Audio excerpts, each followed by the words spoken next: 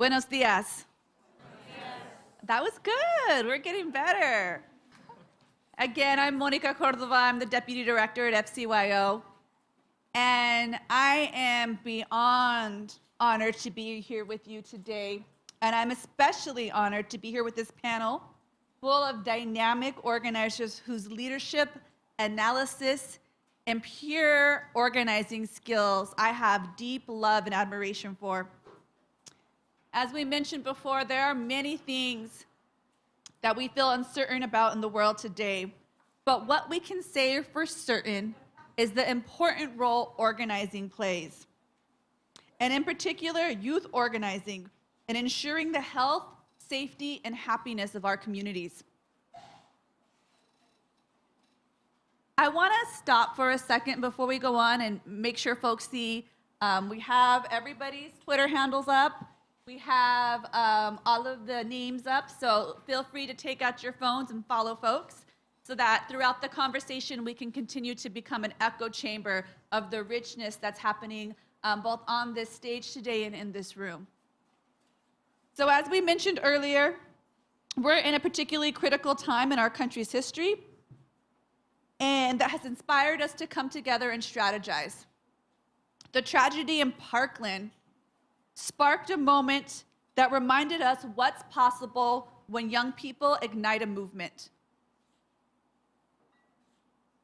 But for movement moments to catch fire, we have to not just believe in what's possible beyond our imaginations, but actually get behind strategies and tactics, organizing efforts that we may not fully understand.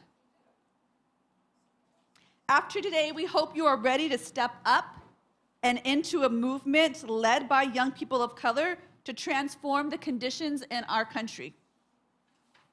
So are you ready to dig in? Yes. Great. So let's get started. We put together a panel that will allow panelists to build upon each other, starting with local and moving to state, regional, and national. Today with me, I have Carlil Pittman. Carlil is a youth organizer and coordinator with GoodKids, MadCities from West Englewood neighborhood of Chicago. His work is primarily focused in youth engagement, violence prevention, public safety through the lens of reinvestment and resources being implemented to address the root cause of issues. Please help me in welcoming Carlil. And next to Carlil, we have James Lopez. James is the Executive Director for Power Youth Center for Social Change in Miami, Florida. I guess we got a little from Miami. A native to Rochester, New York, and a graduate from the University of Buffalo, James first began getting involved in organizing as a college student around issues of environmental justice and policing issues in Buffalo. He worked with the Western New York Law Center, where he helped advocate for policies that address predatory lending and community reinvestment issues. Help me in welcoming James. And next to James, Alicia Olivarez is a daughter and sister Chicana and organizer in Fresno, California. I do like the live cheering. It's good. It's good.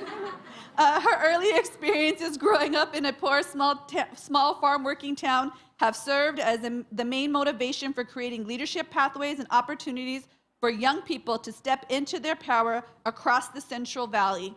She brings 10 years of experience in program development, organizing, and collaborative management. Please help me in welcoming Alicia.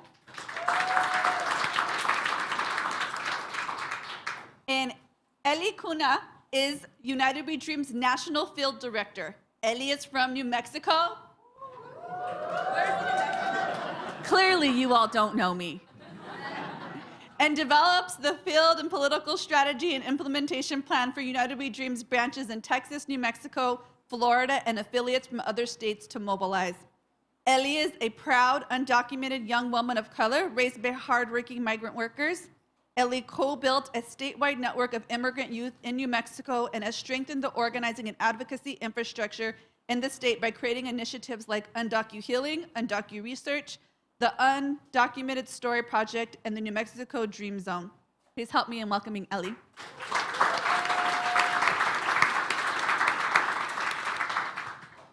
so we really wanted to, part of what sparked us coming together today was just the energy that we saw around Parkland. And as Parkland was playing out, we understood the tragic events were really going to impact the community of Parkland, the surrounding community of Florida, but also that potentially what was happening there, the policies that might come, the reactive policies that might come post, would also impact our communities of color, and in particular, young people of color in the school system. And so we at FCYO launched a fund quickly, a rapid response fund that we hoped would leverage resources to continue to invest in the youth organizing efforts that really have, for many, many years, done work around violence prevention in communities, done work around school policing, and done work around criminal justice of young people of color. And so we really are grateful. Many of you in this room really stepped into that moment and gave us some resources, and we were able to re-grant out to, I think over 30 organizations across more than 15 states to really give them a little bit of wiggle room to respond to the moment. So part of what we wanted to bring to, what our kind of inspiration to bring to us together was some of what we learned from that moment and some of the work that folks did in this room. But also, as the days go by, it's like every day goes by and there's something new that's happening in our world. So along with grounding us in that particular moment, we're gonna just be interweaving various organizing efforts and a connection to understand better how young people of color are really leading our movement today. So I wanna start with Carlil. So Carlil, after the tragedy in Parkland, young people of color captured the hearts of the nation. Can you talk about the organizing efforts of Communities United in that moment and what stepping into that meant for you, for the young people you build with every day? Sure. So good morning, everybody. Again, I'm Carlil from Chicago.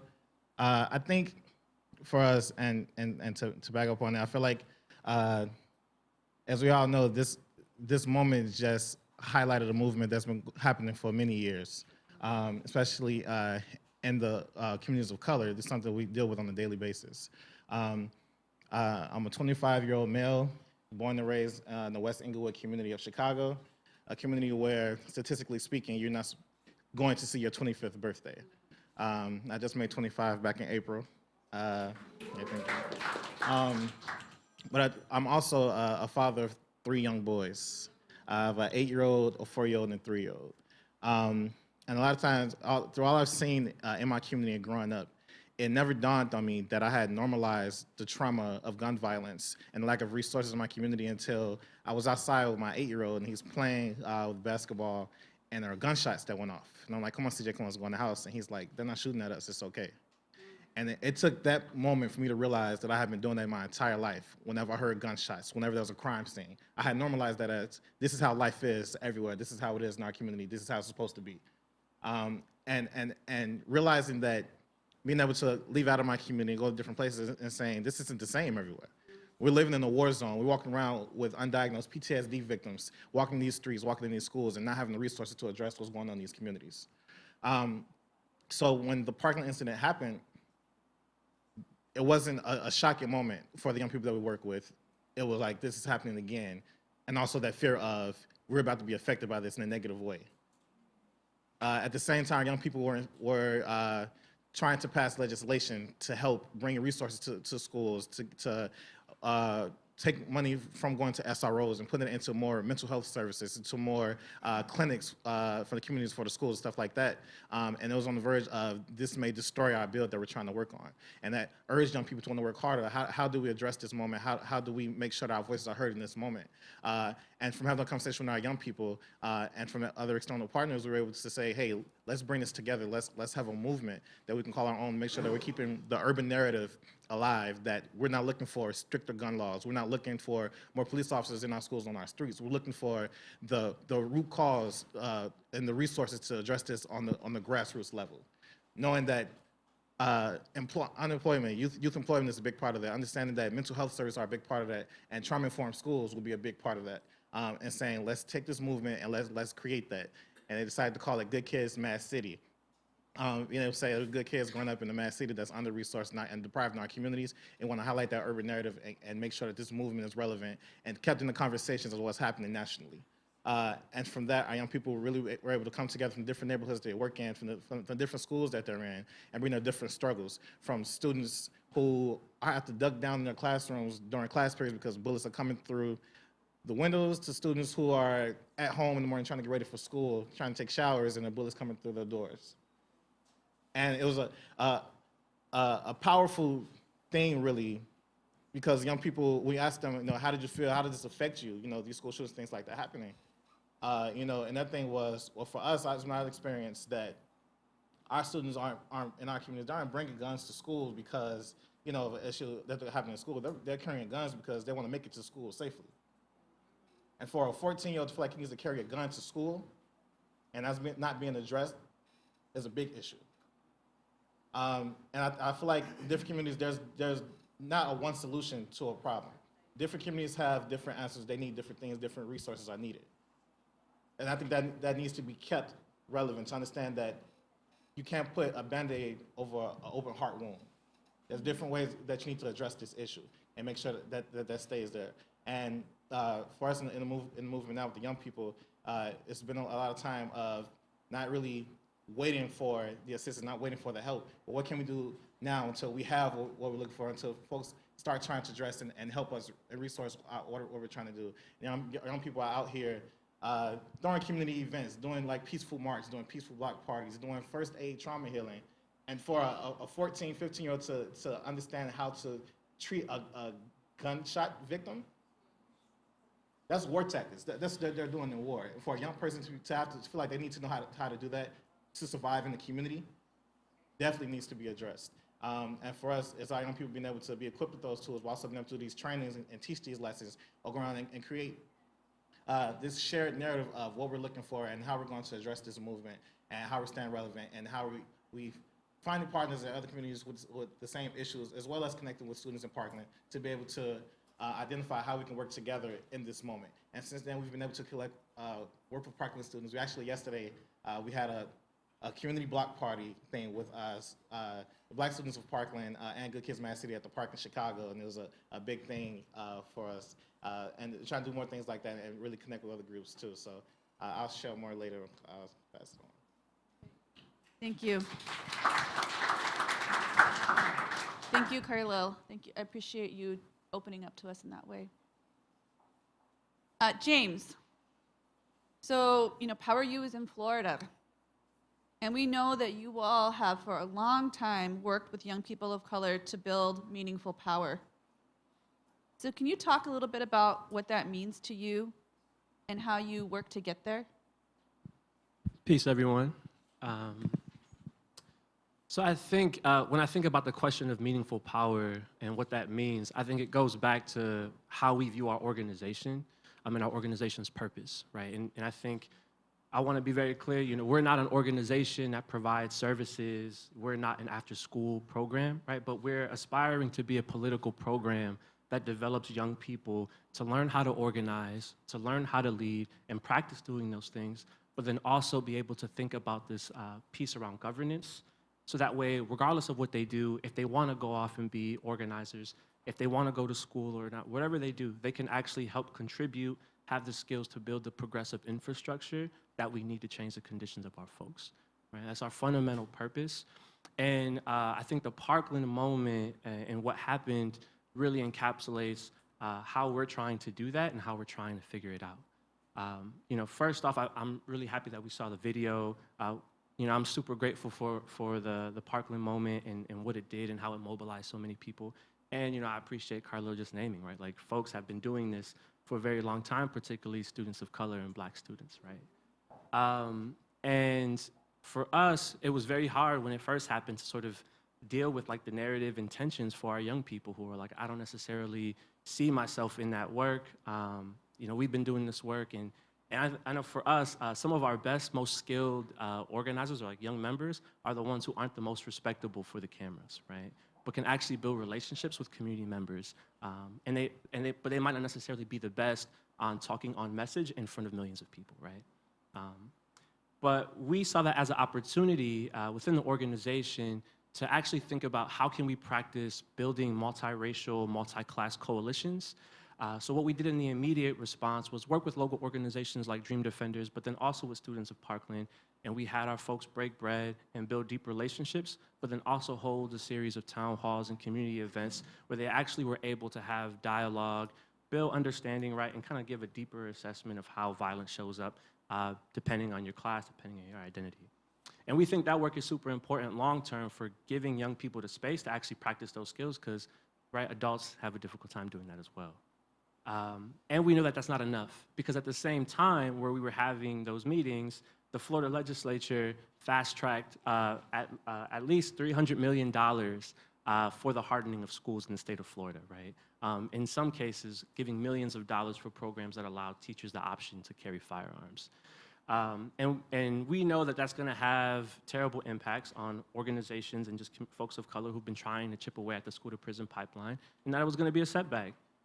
So we work with national organizations, we had actions, we set out press releases, and we worked with our comms partners around putting out a petition to try to get Governor Scott to not sign the bill.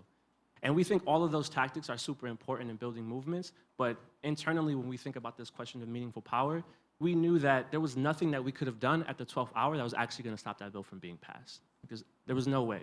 The only thing that would have happened is if we all happened to go to bed and wake up the next day and somehow the Florida State Legislature was occupied with mostly progressives, right? But that's not the state of Florida, right? So when we think about young people and why we have a civic engagement program that gets young people to do GOTV, but to also build relationships with their community around issues that they care about, it's actually part of a deeper piece that we need to be thinking about electoral power long-term and actually contesting for seats of power to actually change our conditions, right? It's not the whole thing, it's not the silver bullet, but that work is super helpful. That's gonna make the petitions and the rallies and things more meaningful. And although it was a setback, I think the one thing I do wanna touch that was super interesting for us is, for the first time, I think a lot of even our staff and young people saw how every single day elected officials spend money in ways that don't reflect our priorities, right? Because these are the same students for decades who have been in meetings with elected officials, asking for the implementation of restorative justice, asking for more supports, mental health counselors, asking for the implementation of a comprehensive sex curriculum at a time where Florida has the highest rate of HIV for young people. And every single time an elected official or an administrator telling them, well, we don't have that money in the budget, right? Or they'll look at us and say, you know, I think you should partner with this nonprofit to try to see if they can implement this program and we can get funding for that, right? And for young people to see that every single day, to then in a matter of a week, have hundreds of millions of dollars to go towards things that don't respect their priorities was a moment of political clarity for folks in understanding that the role of budgets are fundamental in developing young people's ability to think about governance, right? And that this idea that budgets are moral documents that reflect the priorities of elected officials. So we have been getting young people working with staff, because we barely understand the budget, to work together to do budget workshops around how the money is being spent, and using that to recruit students, to recruit parents, and to recruit teachers at a time where across the country, teachers are waking up and asking for, really, right, more funding to improve their wages. And I think those are the three pieces that we're trying to experiment with, of thinking about how can we actually sharpen young people to be ready to lead in a serious way. And I think the last thing I want to touch on is I'm really happy that the video was played early on, so I don't have to make the historical case on why youth organizing is important. But I think one thing that's come up for us in the Population of Power cohort, for example, is this piece around young people being sort of the tip of the spear, right, in moving social movements. And if we're actually thinking about that seriously, if young people are the tip of the spear, like the tip of a spear, you have to be sharpened, they have to be tested, and they have to actually be invested in, right, over a furnace for many hours, right, in order to actually make significant impact. Because at the end of the day, we're not going to change conditions if we're not investing long-term to build a progressive infrastructure around this country. And although Miami is kind of not really kind of like the South, I think when you look at history, the investment of young people, young black people in the South, has had tremendous effects on changing the conditions of our folks in this country.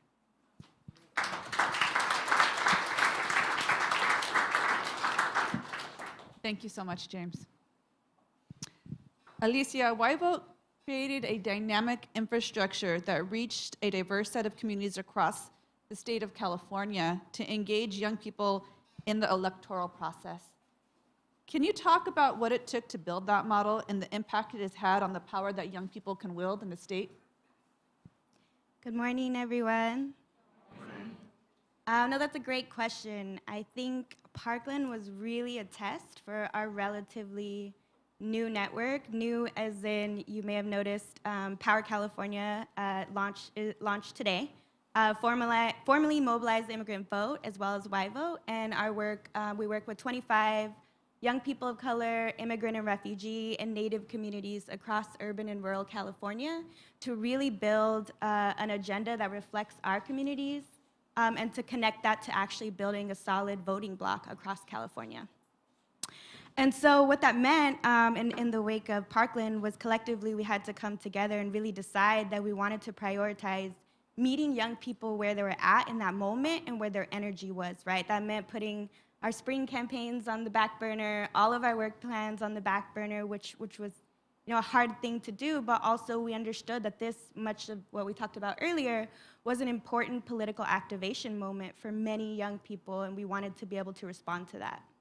And so, firstly, we brought together our communications teams who put not only our network communication teams, but the individual orgs who are a part of our network also brought theirs to really build a framework, much of what was talked about already, about ensuring that young people of color were at the center of digital content, media pieces, that literally our faces and our stories were on the posters that were at the forefront of these predominantly white marches that were happening in our local communities, and really building even a youth of color contingent in some places so that folks felt like they were part of something bigger.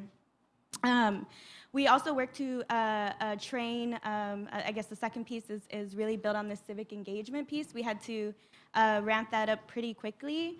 And so what that looked like was really supporting young leaders who were leading these local walkouts in the schools by training them around, to be able to actually train their peers on gun violence in communities of color, hardening of schools, voter registration, and the voter registration piece, you had Emma, right, nationally calling on other young people to register and to vote, and so that really opened the door for us to really scale our model. One of the models that we do is pre-registration in high schools in California. You can actually pre-register 16 and 17-year-olds.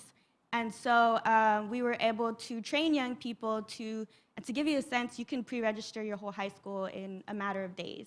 And so actually as a network, our folks, our partners have been able to pre-register and register 40,000 young people, predominantly young people of color across California.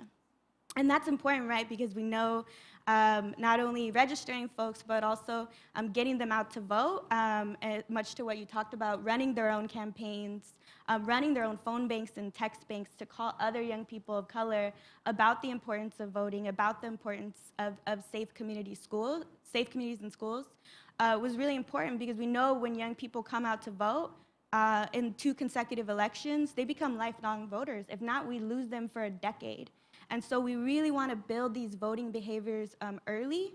And then also knowing that not all the folks in our community can vote, right? So what are other ways that we could plug them in to be civically engaged, including many of the young people that run our phone banks and Canvas teams and text banks are documented and undocumented. And so really building this broad coalition that's by us and for us when it comes to voter engagement, which definitely has not always been the case in California. I think lastly, to address the piece around scale, I mean, I think for California, we're such a huge state. I work in the Central Valley, not a lot of youth organizing infrastructure, very politically different and economically different from the rest of the state. And we've been able to implement this model in 6 months. So I feel very hopeful about the prospects of being able to implement this across the nation. Thank you, Alicia.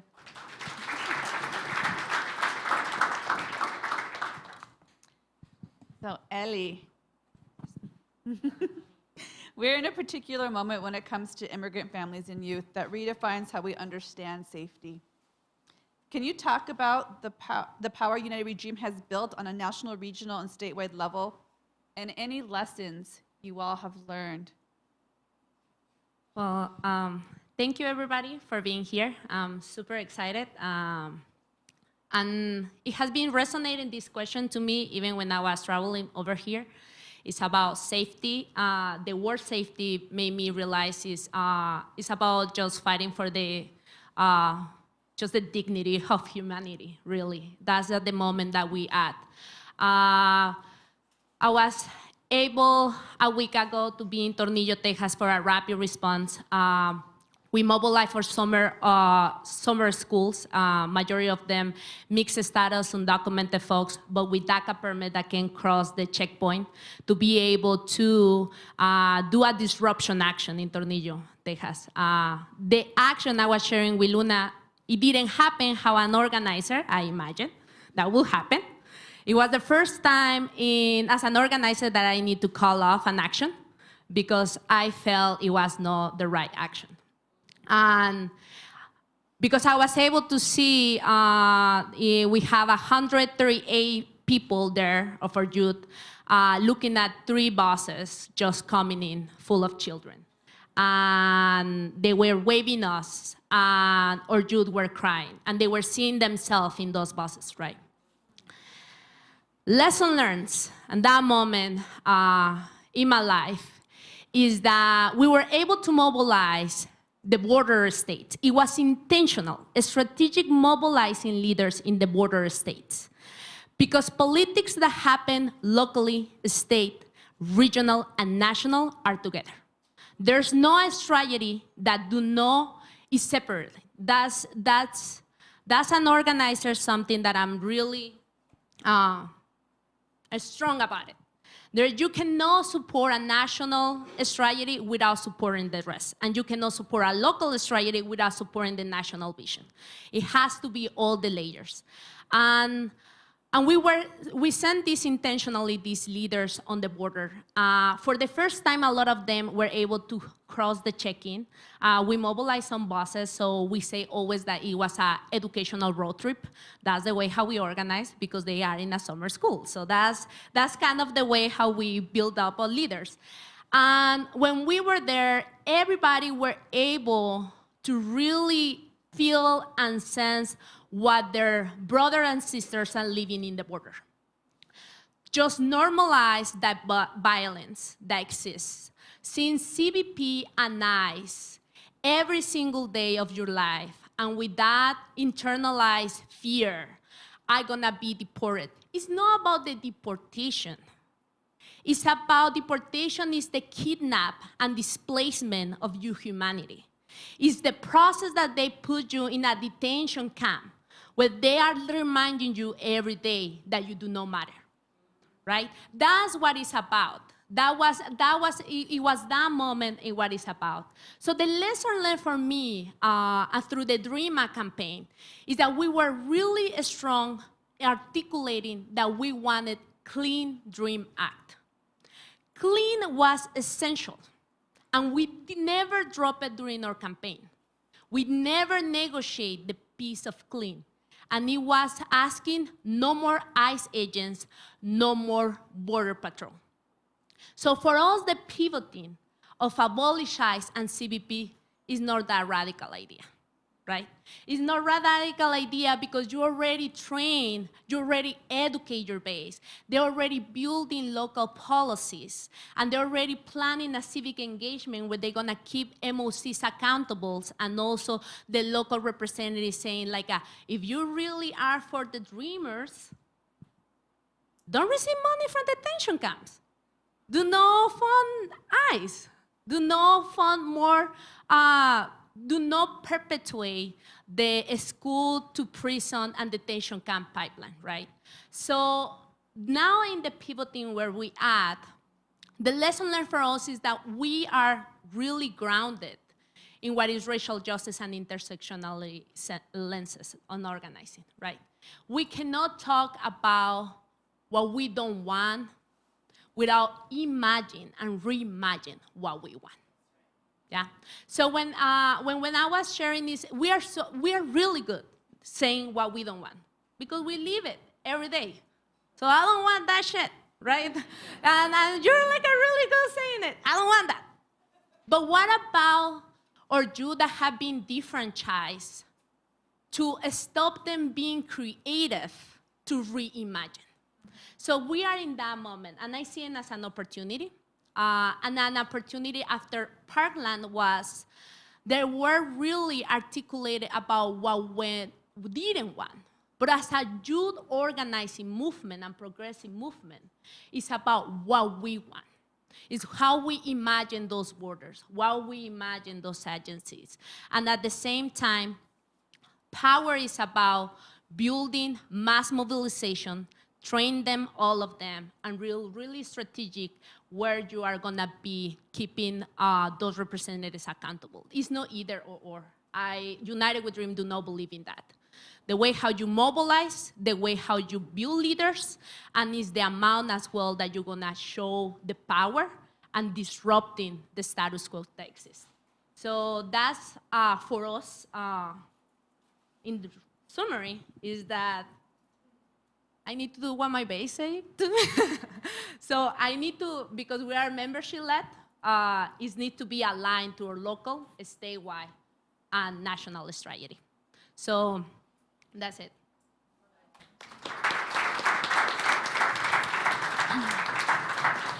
So can we all just kind of take a collective deep breath and just take in what we just heard?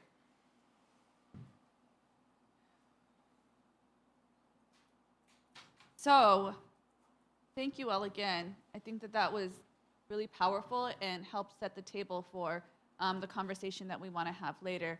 But we don't want to just end there. So what I would like you all to do in the next 2 minutes is talk about, we want folks to leave here with a bold and inspiring vision for what's possible in the future. And and what is needed to achieve transformational change in our communities.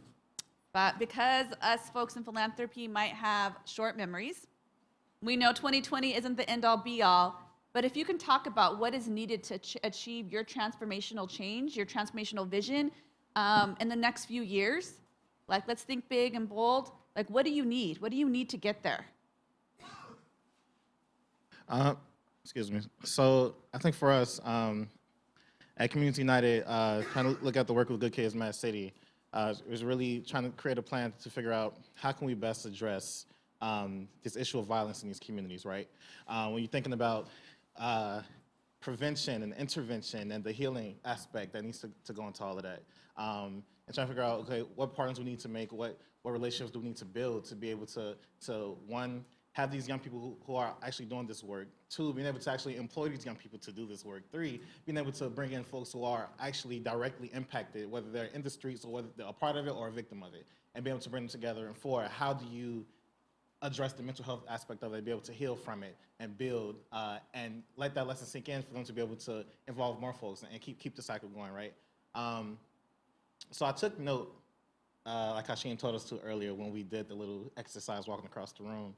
And I noticed that when the question came up of asking, do folks understand how youth organizers go into this movement and everything, I think everybody was moving more towards this side of the room. If everyone believes that and everybody feels that way, then we need to really put the resources and the funding into this movement to be able to address these things that we need to make this stuff happen.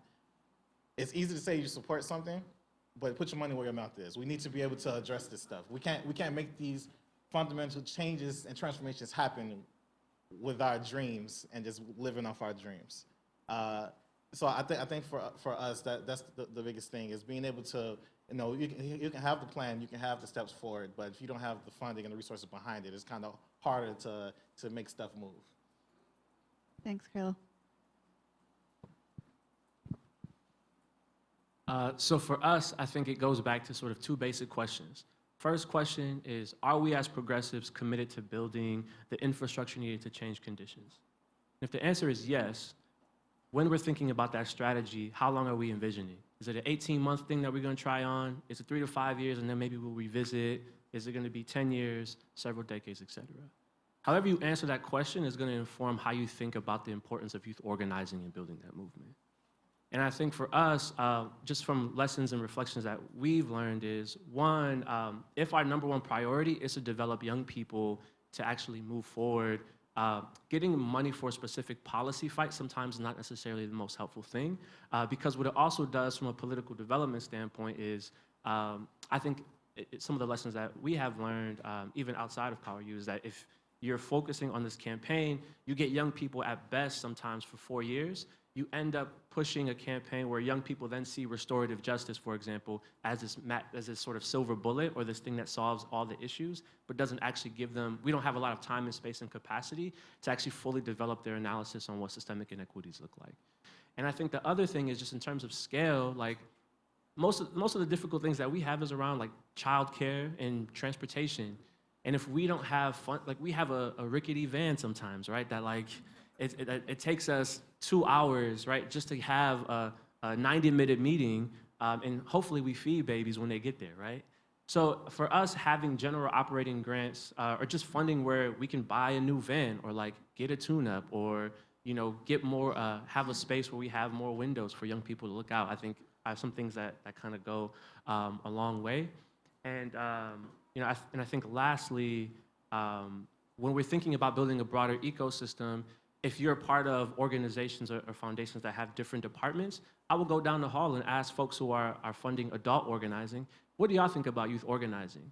Are y'all committed to actually building this pipeline? In your plan, do y'all have conversations with youth organizing? Because I think what sometimes we get into the habit of is we have to sort of prove to all the other movement sectors that youth organizing is actually worth it, when there's an entire history that shows that we don't have to make that case.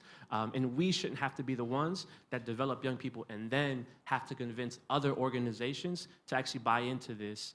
And I think I would love to have some support or thinking about how we can nudge the other side to actually consider that infrastructure. Alicia? Yeah, I think just echoing this piece around really being flexible and the operating piece, because for us, and what I think Parkland showed, is that it's really critical that we meet young people where they're at. I think of all the groups that I've worked with, it's hard to fake the funk with them. You really got to support young people and be authentic when you're organizing with them. And so I think it's really critical that we have the space and the energy to do that. And I also think for myself, coming from a statewide organization, I'm very fortunate to have folks that understand that context matters. And I think as we think about 2020, looking at rural places, looking at places that have historically been underinvested in, because they're critical in the Central Valley where I'm from, that's where prison meets ag meets oil. And for decades, those industries have controlled our region. But at the same time, building the little infrastructure that I've started to build, that young people have overwhelmingly met the need, the response around organizing. And so I think it's having that flexibility. And then also, as an emerging leader myself, just the connection to coaching and mentoring literally has really helped me actually build the infrastructure that I need to be successful to really scale this. And so I've been connected to other great organizations that do organizing, like Community Coalition and Inner City Struggle, and we figure out, like, how does this look like in rural California? What's the same? What's different? Literally having someone sit me down and be like, this is how you talk to funders, this is how you write a grant. Like, those are things that we need to really think about as we're sharpening the spear of this next generation that's gonna lead these movements. And so, yeah, I'll just leave it at that. So I think my colleagues say everything so great, and I just want you, I want to invite you all to think about youth organizing as a youth power, youth development, and youth transformation. And the reason of that is that sometimes we have the youth organizing aspect, like, yes, it's super energetic, folks are gonna mobilize, they're gonna throw down, but we are really growing up with our youth. We are developing this life and really transforming them. We are re-educating them. We are like breaking down a lot of stigma that they learn from the educational system that they are coming from. We are we are creating a totally alternative system for them to thrive and transform. So it takes time, right? It takes time, but at the same time, it's faster, innovative, and creative. So that's the reason why I want to invite you all to think in that way of a youth organizing, right? When we are doing civic engagement, some folks told me, oh, well, how is it going to look like? How is going to be the canvassing is going to look like? The traditional civic engagement is pay canvassers and do door knocking, right? How you gonna engage youth? It's through Snapchat, or youth is all the time in the Snapchat. It's just thinking about youth. Where you gonna find youth? Where are they gonna be agitated and be innovated? And see that civic engagement is not just part of, well, I have to do this because this is what, well, it seems like they pay me. No, it's like this is the moment of my life. I need to change this system, and I have the power to make it happen. So that's the transformation, that's the development, that's knowing really the youth where it's coming from, and also what are the needs. Like employing their own youth, that's real. Our youth reality is they're poor, right? They're poor. And for them, they are just wanna think about what is what you're talking about that is outside my neighborhood. How is that we work with you that had never go outside their city or their already segregated neighborhood? So we're talking about you that had never go to a pool, public pool. And we're talking about all the realities. But if through the investment and listen to them and really transforming their life and giving agency, that is when the transformation happen, the power happen, and the miracles happen, right? Again, thank you all. So we're going to transition right now to give you all a little bit of time to ask our panelists some questions. So we'll give you a moment to gather your thoughts. Hashim and Mona have mics. They're roving mics. And please, if you have a question for any one of our panelists or for all of our panelists, go ahead and put your hand up in the air real high so they can see it and get you a mic. Okay, Manuela, I saw Manuela in the back, and then we have two in the front. Thank you all for your presentations. My name is Manuela with the Andrews Family Fund. Can you talk a little bit about how you all are building relationships with adult-led organizing and some recommendations you might have for us funders as we fund both youth and adult-led organizing?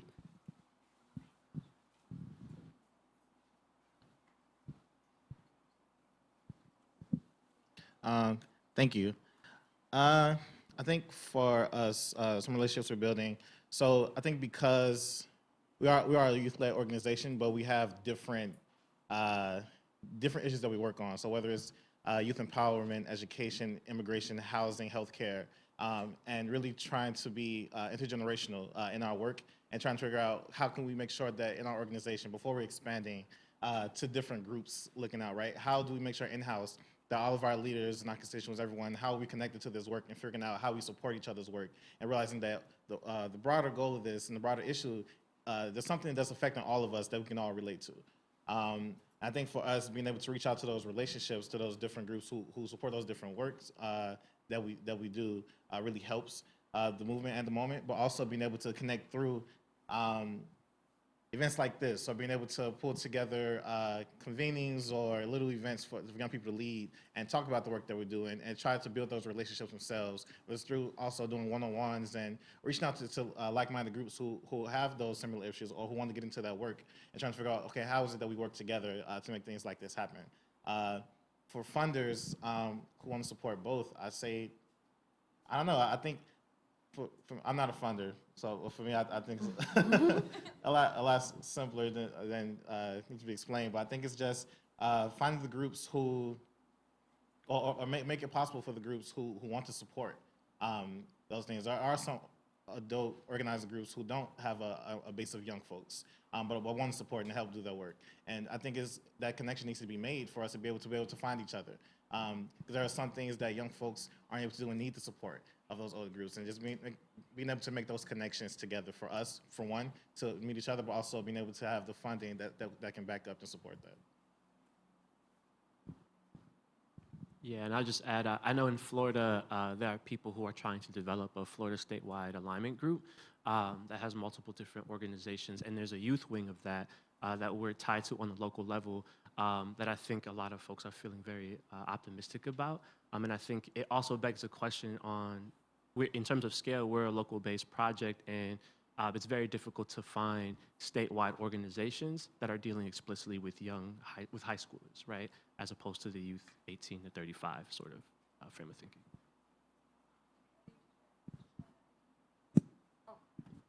I wanted to add the fact that for us, intergenerational organizing has been a challenge. I don't know who say that has been nailed it down in the perfect way, but it's challenging, right? Because it's about addressing different cultural stigmas in all the areas, right? So what we have found is that we organize the parents of our youth, right? And in fact, we start having more intentional spaces for them. After we were, as a United We Dream, we are part of the pipeline for power. That has been an amazing space for us to share best practices with other local organizations. Jóvenes y Padres Unidos, we were able to connect in Colorado and share some of our best practices, how we are doing the work in other areas for us in United We Dream. And the reason why I'm sharing this is that it's only through sharing and learning from each other that we're gonna have affirmation of solidarity where our work is moving forward. And because it's challenging, intergenerational work is challenging. I have 12 years doing organizing. I have never find a place that you say, oh, everything is so perfect. No, it's not true. So it's just, that's the way how we have been seeing it. Did you want to say anything, Alicia? We had another question. Go ahead. My question was, my name is Evelyn Aquino.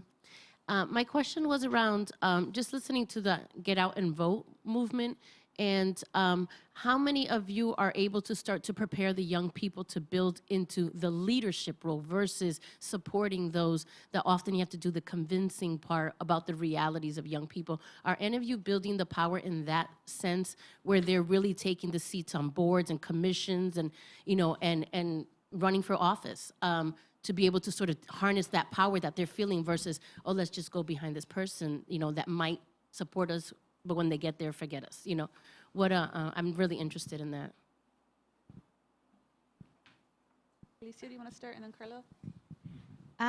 Yeah, I think when I look at models, and one of the ones that I'll again reference that I think is just amazing is Coco, right? Like what they've really been able to do is take young people, and over 20 years, those same young people who have these social justice values, who understand issues facing who come from our communities, are now elected leaders, and it wasn't necessarily super intentional, right? So I think that's like one path.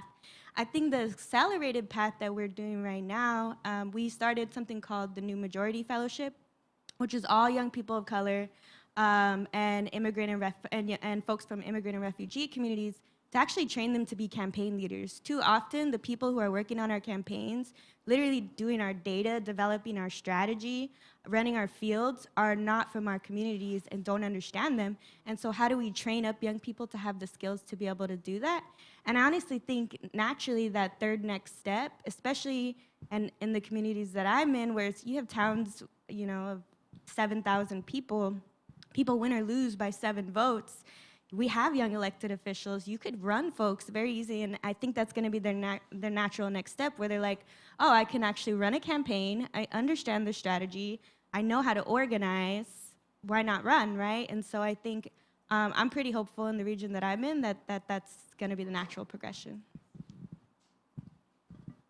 Yeah, what she said. It's like I think I think through a lot of the work that we do our young people when they're trying to pass legislation, these are actual things that the young people came up with. They'll put together, and they're the ones in our state capitol talking to the legislators, talking to the senators, and everybody about these things that they're passionate about, what they want to see change, and they get the first-hand lesson on how it's working.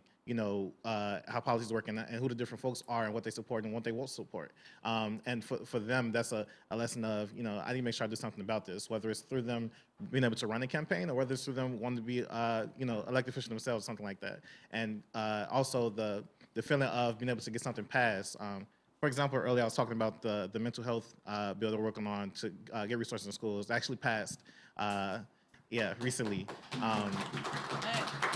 And it's really opportunity when you're young, you get that feeling, understand like I can actually make a change when it comes to policy. It brings hope to it, and even the same feeling of I can't believe they didn't vote for this. We need to make sure that this isn't happening again. I want to be a part of making sure that stuff like this actually passes because this is important. So a lot of you said being able to equip the softer skills that we're already doing, whether it's through organizing, mobilizing, GOTV, and actually doing the policy work itself, is a big part of shifting leaders, giving them the opportunity to critically think about being able to make that step. Yeah, and I think real quick, I think it's an important question for us.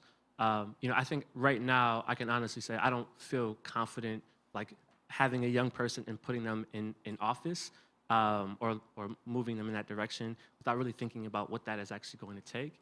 I think that piece around the budget and having them understand the budget is also super important because I think for even us, like adults who are coming out as progressive candidates, have a very strong platform, and then they go into office, and then part of it is like, well, we can't really manage the contradictions of this economic system, right? And then people then view them as, oh, y'all are sellouts, right? Or then like, it becomes a very difficult thing around actually governing when you are in power, and I think progressives, don't necessarily have a lot of experience being in those seats, right? So I think for us, although we're not at that place, we see that our hypothesis is that if young people can understand the budget early on, that as they age on naturally, they'll have the competencies built in to do that. I think for us, it has been a lot of the planning. Our benchmark is 2-4 years. So for us, this year, I strongly support also what James is saying. Like we felt that we are not in that moment to just run folks this year. So, but we are in this moment in 2018 to train amazing campaign strategies in civic engagement and how to run those campaigns. So for us, it's Texas, New Mexico, Florida, California, and Maryland are our pilot, right? So they are right now running a full field program in C3 and C4. And next year is the cycle of board elections, school board elections, city council, and mayors. So connected everything to cycles is essential for any field director in any organization, right? So it's next year, that's the place where you're gonna be agitating folks. Hey, did you like to run this campaign? And they say, yeah, I like it. Yeah, that's true. And they say, do you want to imagine what you would like to do when you are in the office? You need to start like a plan in their mind about what that looks like.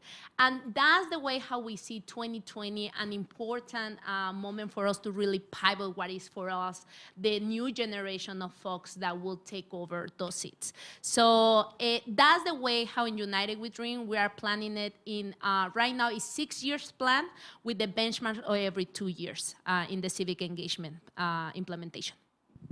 Thank you. Okay, we have another question. Sanjeev. Hi, good morning. I'm Sanjeev Rao. I work with Luna here at Ford on the civic engagement and government team. Thank you all for being here. Really, really grateful for your time. You've spoken really compellingly about the tension between the shorter term or nearer term urgency of now and all of the immediate work that needs to get done with the long term leadership development and just movement work that we need to be thinking about. So my question is, if you had the time and the capacity, the bandwidth, the resources to like take a breath and say, what's the big idea we want to work on, or we think as thought leaders, right, in the marketplace of ideas, what's a big idea we see downstream that we think, if I had the time to work on it, I would really want to dig into this. either for the field or for the movement work broadly or youth organizing specifically? It's like just that kind of big idea horizon. Because I think in philanthropy, we often talk about having the patient capital of long-term strategy, and then our grant making winds up being super short-term. And I think if we truly want to follow the field, we should be thinking about what are the big ideas you all want to work on for the long haul. So I don't know if that's specific enough, but would love your reflections on that. Thank you. I share it with Luna. I think this is the moment for the progressive movement to really institutionalize what is organizing for us and the new generation to take over the governance. I think that it needs to really be really intentional for map out that. And I think that's the moment where we at to really centralize what is the youth organizing and the pipeline to really run those progressive candidates at the same time, like a wave of progressive taking over. And I honestly think is in the stage where we at. And of course, it needs a planning, and it needs a planning for 2024, at least that planning. But that's the moment where we at. I strongly believe. I would say, one of the ways that we're trying to look at this, and even going back to trying to connect youth organizing and adult organizing, and trying to figure out where that line is that brings them together. I think that mental health and trauma, looking at that long term and investing into that is a big part of addressing a lot of issues. Because at the end of the day, when you get to the bottom of everything, there's trauma and all of these different issues that bring them together. And being able to invest into that and invest into addressing trauma, and realizing that a lot of places don't have what they need to address that trauma, you're gonna have a continuous cycle. So being able to invest in that long term, I think that's a big aspect of making a larger impact, whether it's around violence or just around immigration, around housing, around food deserts, around LGBTQ+ issues, different issues that all stemmed around. Someone's affected by that at the end of the day, and someone out there doesn't have anybody to talk to about it. Somebody doesn't know how to address that. And there's the cycle of hurt people, right? And being able and heal people. So being able to invest into that thing and the philosophy of being able to have mental health addressed on a larger scale, I think could accomplish a lot.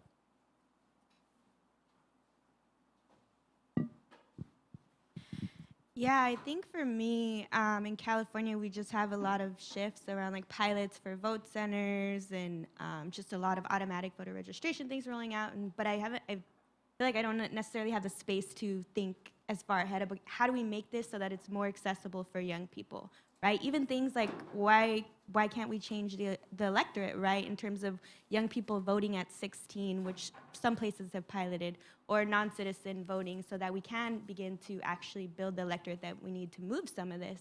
And so I haven't really had the energy to get to that really strategic, forward-thinking space, but I think it's there and we could grasp it, but it definitely requires, like you said, a lot of intentionality and strategy around thinking about how we can actually change the way we engage civically, especially for young people.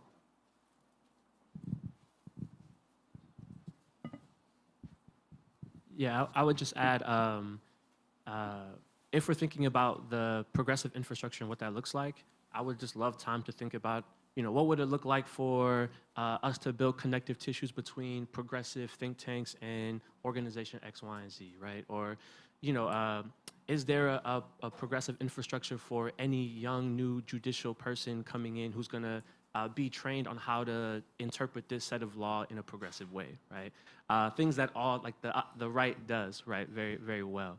And I think that, I don't know if our organization will be able to do that, obviously, but given the space, I think becoming more specific about what that progressive infrastructure looks like in all the innovative ways, somebody who could teach new elected officials on developing market alternatives, right? Like all these things can come up when we're thinking about what infrastructure that we need. I just want to note for folks that a couple of the panelists have mentioned Pipelines to Power, which is one of our cohorts, and you'll learn a little bit more about that later on this afternoon. I just mentally flagged that it's come up and you might not know what they're talking about, but we will talk about it later. And we have a gentleman in the middle. I think this will be our last question. Hey, my name is Brian Perlmutter. I work with the Movement Voter Project. So one thing that I think has come up a lot, and I know folks have kind of touched on it briefly in this question answer, is this question around infrastructure. And particularly folks talked about post-Parkland and even the like keeping families together, right? That these moments happen all the time, and there's often like philanthropic dollars that follow behind it. But I have a question that's more, if that money was there on the front end, what would that infrastructure look like to be able to nimbly respond to these things? Or what have been some like, missed opportunities in the past even 4 months that because we didn't have that, what fell through the cracks or what is possible for y'all's organizations? And what does some of that like need look like? On our end, I think missing opportunities has been that we're moving a lot of our general funding for like the rapid response because we need to respond, right? These are lives. But like just missing the opportunity of like, or the kids are being relocated to military bases right now. Right, in the whole border. It's in New Mexico, Texas, and Arizona. We know where are those bases. We have been tracking them, but just in the fact of being able to disrupt that and show to the public what is happening with the kids, like there's a notion that thinks that kids being reunified, but it's not true, right? They are just, and a lot of people think that the majority are asylum seekers, but that's not true either. There's a lot of also Mexicans kids in those camps. But besides that, knowing that those camps are spread across the whole country and has been happening this for decades, right? And it has been happening this for already is a deportation force that is so rooted in the enforcement system that exists that we haven't had the resources and time to really uplift everything that we have been able to capture for the past 6 years, right? And a lot of these atrocities that are happening. So I think those are the opportunities, missing opportunities in the last 4 months to really connect what is happening in the border to the broader deportation machine, and also to really think about how this is connected to the xenophobia that is happening really not just for immigrants, but also because our Black and Indigenous folks has been going through for centuries. So there is an opportunity there that is because of lack of time sometimes and lack of resources. You are not able to really do that connection. And reminding that keeping families together is a language that is good in the polls for the Democratic Party, right? But what is good in the polls for the progressive front that we want to create, right? That's the envisioning that is for in our end is we need to do, right?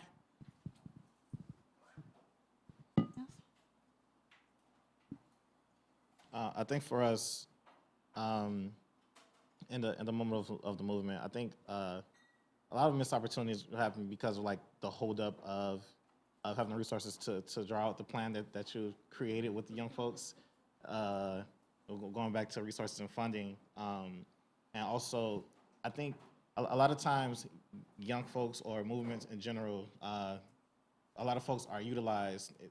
They're tokenized rather than valued in those movements. So when you think about the Parkland students, at the beginning you didn't hear a lot about the Black students who were part of Parkland, and have conversations with those students who said they felt left out. They were literally ignored. They weren't asked to do interviews or anything like that. And being able to connect with them and realize that they were a big part of that. They were affected by it firsthand. And being able to connect with those people and try to build with them to make sure that they're not left out of the movement of this conversation around violence prevention and gun control, and really being able to highlight those folks who've been doing this work for so long, who've been looking for the funds to do this stuff for so long, and have been told there's no money for it and can't find the money for it and can't find the support for it.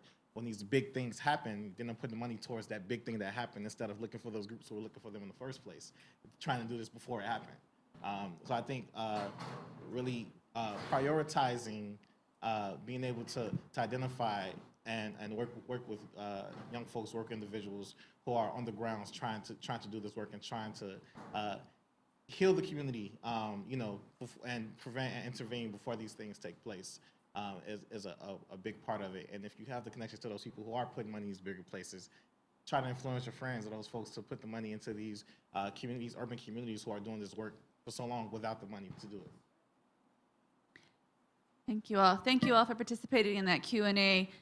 So as we move to close, we're going to ask the panelists to leave us with kind of 3 really sharp points.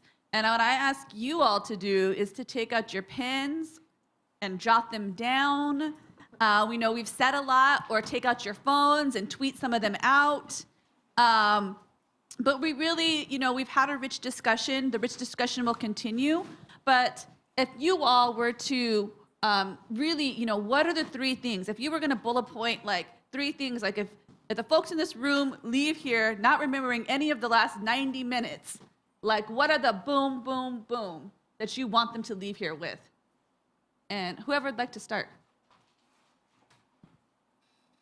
All right.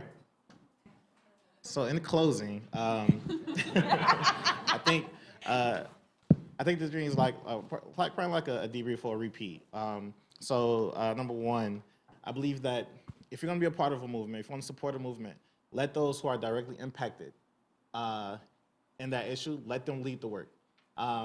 Let them lead the work. Have those conversations with them. Let them help them create the strategy for it. Help them to lead the way.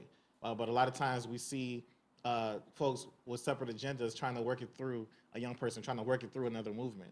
But let those folks who are directly impacted, let them have a seat at the table. Let them be at the table. Let them tell you how it's affecting them directly, so that they can be able to better get you to understand what they need to address that moment. Number 2, like I said earlier, there's no one solution to these issues. A stricter gun law is not going to fix things for us in Chicago. Illinois has some of the strictest gun laws in the country. Just because you're making it harder to get a gun, just because you're arresting folks for carrying a gun, you're not changing that mindset of that person who feel like they needs to harm somebody in the first place. So being able to address that mental health part of it. And lastly, need resources and funding to make these things happen. Put a star next to that one. He said start that one. So. Yeah, I think I just have one point is to affect change in a way that we actually want to change the conditions of our folks, we need to invest long term. It's the only way. Yeah, I would check mark that one, and then also add specifically for voter engagement and youth voter engagement, in the wake of Janice, right, that's going to completely change the way some communities have been doing voter engagement. And so I think we need to figure out how to be really creative in how we continue to do that work. But I would add that, and then also just the trust piece. I think, I'm super grateful to folks in this room who've been mentoring me and supporting me, because it's gonna be messy with young people sometimes. We're figuring it out, right? But really having trust throughout that process and being open to mentorship, because I think that's gonna be really important for long-term movement building. Well, my mantra for youth organizing is not mine. I have been able to, got inspired by Dream Defenders in this one. Is youth organizing is about power, transformation, and miracles. And there's even a chant that I can do. No, but it's, and I have been using for the past 3 years with all our staff is, we are in the business of power, transformation, and miracles. What that means? That we need to take the risk to put and trust innovative ways outside of the traditional spectrum and outside of what other models has been working. There's a lot of models, my friends, but nothing you know what is gonna work until you are in the field. And that is when you're gonna know if that's really is transforming, creating power, and really achieving the goal as a collective, right? So for me, it's something that I want to share that with you all and invite you all to think that you are an amazing innovators in philanthropy, right? And you are in the business of power, transformation, and miracles, and you have that power to really pivot where this transformation is gonna be able to take place. Thank you. I really want to thank our panelists not only for being here today, but for the courageous organizing work they do every day. Let's give them a hand.